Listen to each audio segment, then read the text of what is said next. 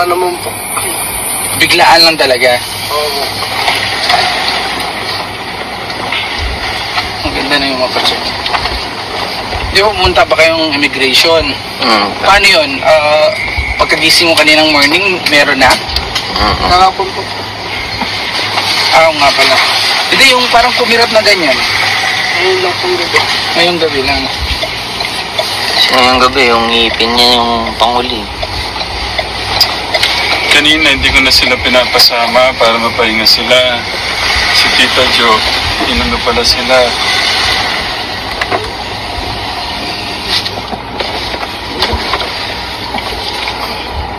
Gilid lang. Sumatras siya.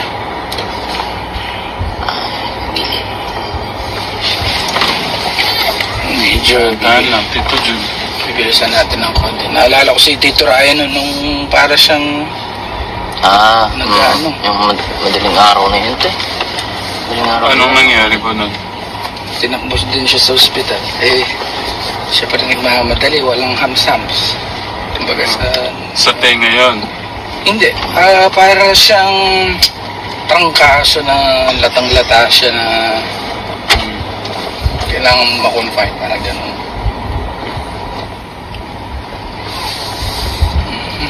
Dito kasi ano to eh. Parang alam ko yung connected ngipin at saka tenga eh. Gilid na gilid. Kasi ano nito. Yung pasok naman kasi ng truck yung mali. Nung sa'yo, Kuya Steve, paliwanag ano mo nga, paano yung naramdaman mo ba nun nung sa'yo? Hindi ko limot ko na to eh. Bata pa ako. Bawal? Masakit? Pag ganon? Kuya? Natuwang po. O sige. Wala ako sa ano. Pero yung mga ganyan, okay lang? Oo. Okay. Pag lumulunok ka, Dave, masakit? Pag may pagkain lang kuya. Pero pag tubig hindi. Latang magaan eh. Sa boses pa lang. Iniinda niya yung sakit.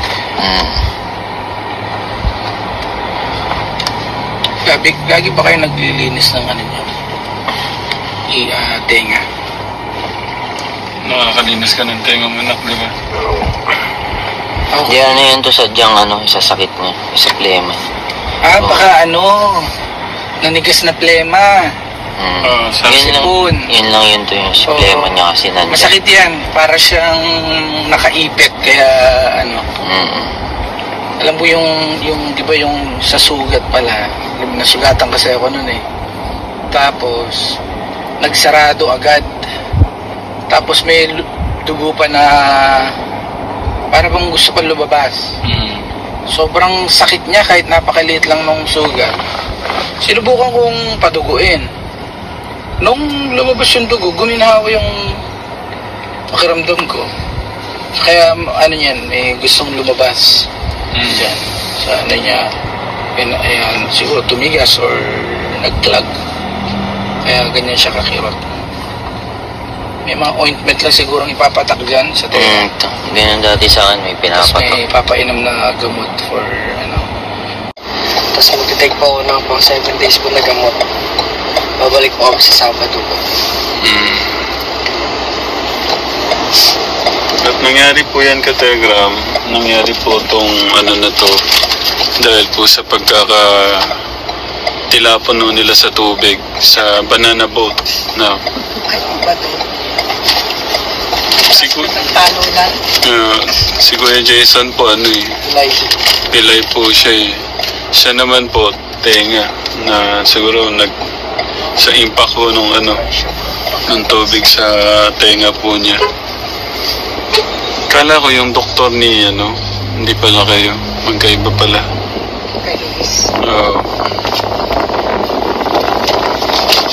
So ito po yung mga gamot niya. Ito po yung isa. Ano yung tinatayo? construction of things. Sila po itong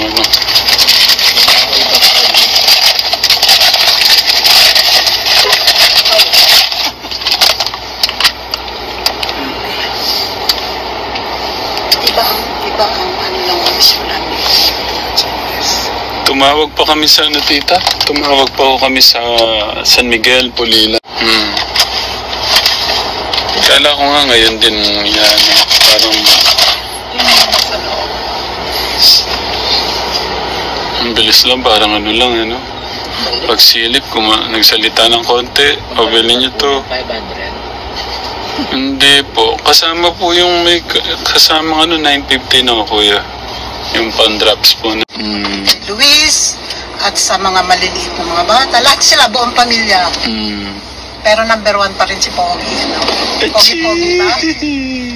Siyempre. Sweet naman ng... Hindi mawawala yon.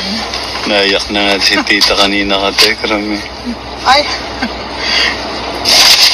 Siyempre, mahirap kasi yung meron siyang nararamdaman na parang ang pakiramdam ko sa akin na lang malipat. Yung ganun. Dahil mahirap ang nagkakaroon ng karamdaman. Kahit hindi naman grabe Hindi naman grabe yung kanyang nararamdaman. Natural na lang sa isang teenager na mag-swimming, malagyan ng tubig yung tenga, ganyan talaga Pero okay siya. Kayo mag-alala. So, that's it. Si Tatang tumatawag po. Wait lang po. Ta! No. Ayun doon sa pinaka.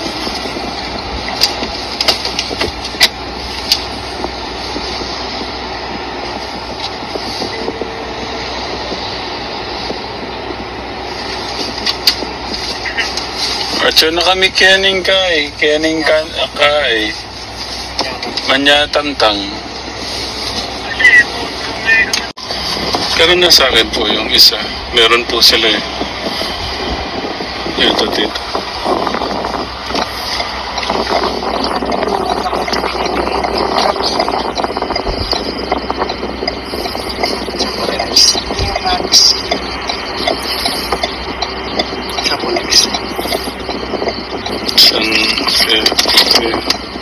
Well, here's the proof na meron na tayong gamot para kay Dave.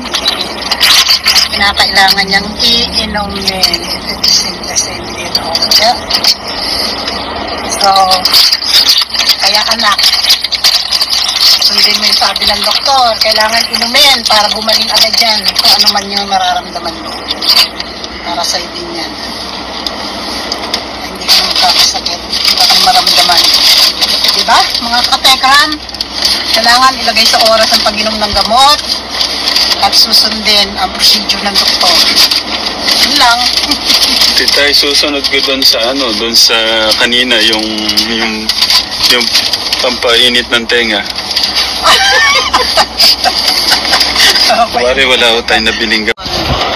Best man, yun ang tatayo sa tabi ng room. Kaso, sa pang-ring bearer lang yata siya kasi pag best man, di ba, tito, dapat yung body mo. Yung friend talaga. Yung best friend talaga. Hindi siya pwede ring bed. Groomsman lang. Pangalawa sa best. Sabagay, pwede naman kahit malayo po yung dito. So, paano ko, Tegra, mamaya na lang po ulit. Thank you po.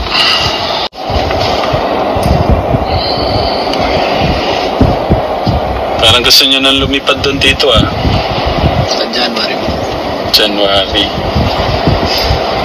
Naku, mapapaga yata yung anong tawag po dun sa best man, ay yung I'm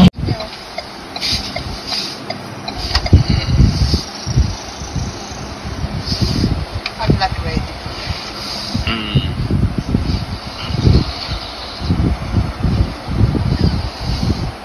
Kills me to think about it.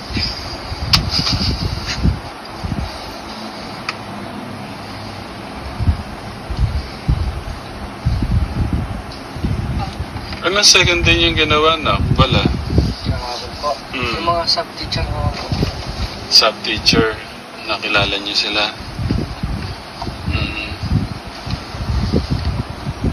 Sa ano, tinanong ko siya ka Tekram kaso hindi ko nakuha na ng video. Yung mga classmate daw po niya nung last year, karamihan, ano mo din, ano, classmate mo din? Ano lang po ako natira? 6 lang. Sabi mo ano lang, konti lang natira. Ano po? Hindi, I mean, sabi mo konti lang yung, ano, yung nawala. Mas konti po yung natira po. Marami po yung nawala. Baliktad pala yung ano ko. Sa mga kaibigan, sino yung natira? Umalis po lahat. Bakit? Nagano na po sila, baliwag po eh. Baliwag na.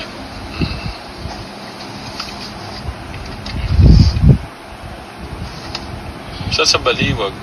BU po. BU? Saan yung BU? University po. Yung ano, yung public. Private. Private ba yan? Okay.